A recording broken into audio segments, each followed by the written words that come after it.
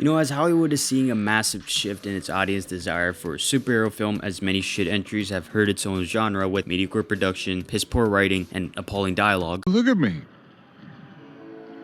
I'm such a dick. It's never too late to stop being a dick.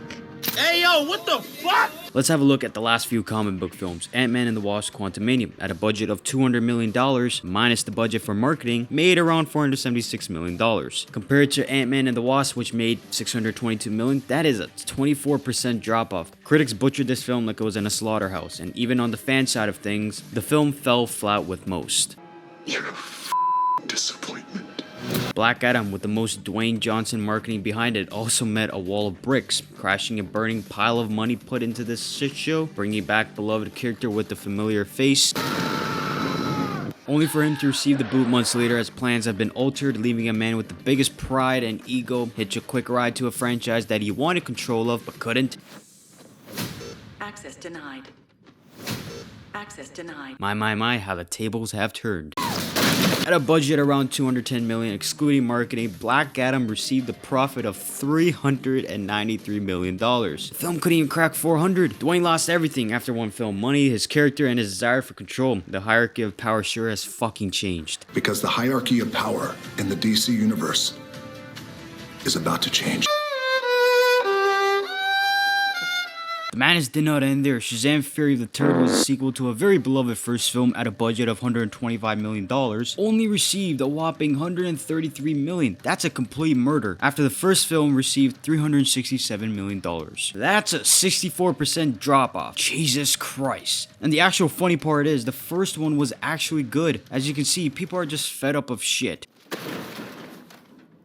Guardians 3, the only outlier here, is making profit, because the man behind the film actually cares for creating a compelling, meaningful story. It's actually insanity, I know, but it wasn't enough. With all this trash I displayed, my mind needed a breather. My mind needed something extraordinary. Then I realized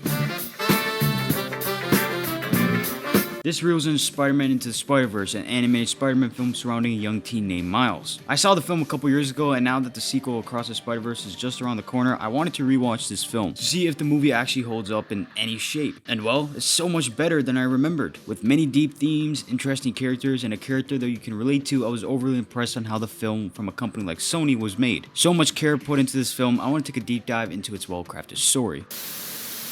Let's do this one last time.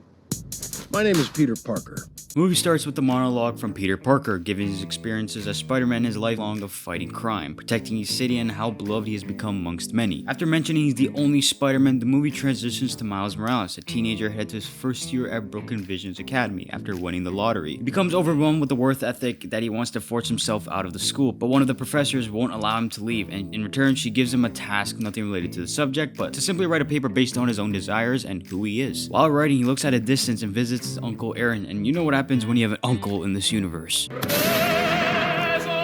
He expresses how he met this girl, Gwen Stacy, and needs some advice, some pickup lines. Hey. No. But his dad asks for an update on his homework, and so Miles interrupts his uncle that he has to head back home. Aaron notices Miles expresses himself through art, so the two head down an alley in Brooklyn and create a graffiti teaching him the ropes. But a radioactive Spider-Man is lurking around the streets and bites Miles, leaving a mark which will change his life forever.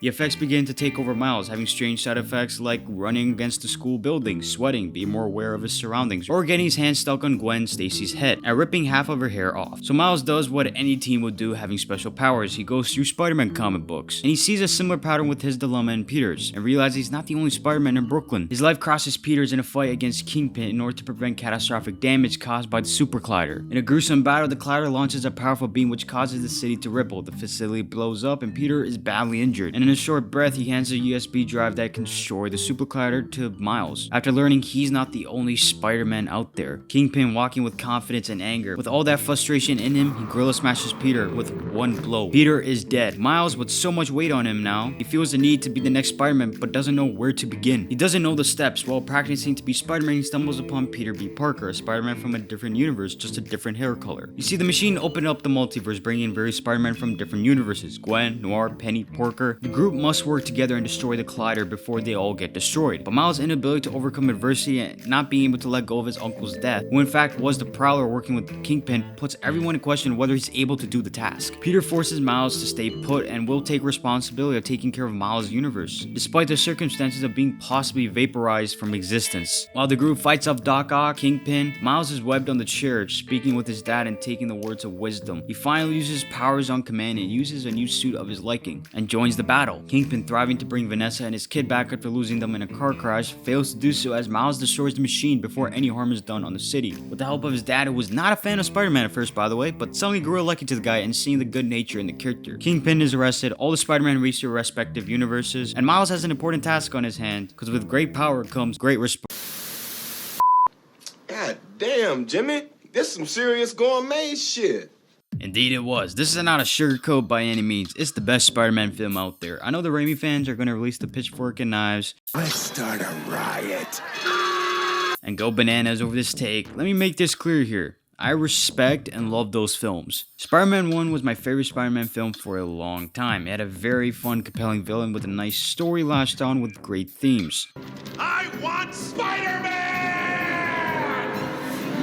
Until Spider-Verse came along, and I found myself to be much more related with Miles than I did with Peter. When you combine brilliant cinematography, the comic book style animation, with great characters, themes, arcs, is the best goddamn thing you can create. Miles, a relatable teenager trying to find his place in the world. He's a kid who's fond of art and is enrolled in a high school centered on this very particular subject. But the heavy workload put him in a peculiar dilemma. If he should stick with the school, or should he express himself out in the world? Uncle Aaron, who is Miles' biggest inspiration, someone who he looks up to, is immediately slapped in the face when he realizes his own uncle is the hitman named Prowler working with Kingpin. This is a major obstacle in his life, as his uncle is responsible for the death of Brooklyn's biggest hero. It hits Miles in the heart like a baseball getting blown into someone's chest. His own uncle, realizing he's fighting his nephew, is immediately shot by Kingpin for not completing his job. Miles just feels responsible for the entire situation. Each Spider-Man iteration had Uncle Ben as a jolly good old uncle that is there for Peter to raise him with values and a purpose. But Aaron, despite taking care of Miles and teaching him the steps around Brooklyn, has hidden his cold side, which ends up being a curveball in Miles' life. But just like how Aunt May was there for Peter when Uncle Ben died, his own father, who was pushing Miles to not meet with Aaron due to his criminal ways, throughout the film Miles was very resentment towards his father. He simply wanted to be a simple kid in Brooklyn, but his father wanted him to be the impossible, not being himself. By seeing Uncle Aaron's passing, Miles hears what his father wanted. His father saw a spark in him that he simply wanted to push him to be his absolute best. And I don't want that to happen to us, okay?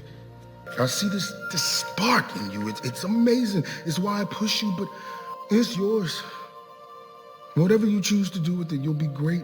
Miles needed that leap of faith, and hearing his father's words, he put the mask on and took that leap and became Spider-Man. Miles is a damn good character, but my biggest worry was Miles having a simple foundation to his story, all too similar to Peter's story. My fear was the film would take it easy on him. But no, the film makes you connect with Miles. We've all been in this position before at some point, or at least most have, and that's why superhero origin films rock. You see the caterpillar before the butterfly. You have to climb, take risks, face hurdles to become the very thing you strive for. It should never come easy, and Into Spider-Verse does this so well with Miles.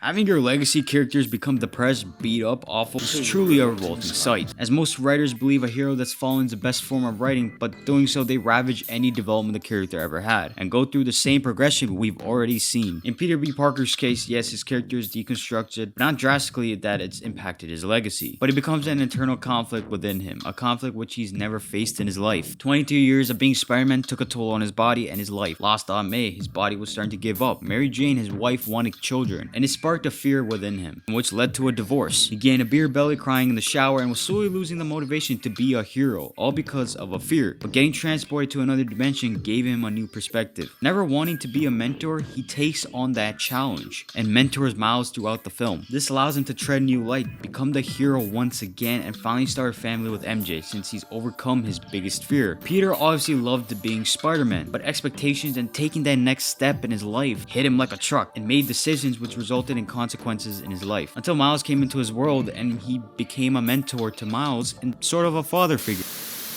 It's not a Spider-Verse video without talking about the stellar choice for animation. It's a unique style, a live comic book, or in other words, a live sequential art piece. Hell, they even have the captions ripped from a comic book. Puss in Boots is the only film I've seen which tempted this style, but I love to see more comic book films especially take this unique approach. Hell, I love to see a Batman film done in this animation. How cool would that be? I've pretty much covered everything I loved about this movie. It's a well thought out story with a Spider-Man that can personally relate to, minus the Spider-Man part. Yeah, there are other Spider-Mans in this film, but for a film that's 1 hour and 50, they all have their moments. They all comfort Miles in his journey to become Spider-Man. This is a pretty hardcore origin story. It's okay. If there's one thing I'd say on a negative note, it is Kingpin. I wish we got more of his character. He's pretty underutilized. All we get from him is giving orders, Vanessa, and his personal beef with Spider-Man. It'd been cool if they allowed more perspective on his character. He wasn't a bad villain, don't get me wrong, but I definitely find him to be the weakest aspect in the film personally. Across the Spider-Verse is just around the corner, and I highly recommend checking this film out before you go see that movie. But what I am hearing is that Across the Spider-Verse is a damn good movie from early reviews. But that's all I got to say, so yeah, goodbye.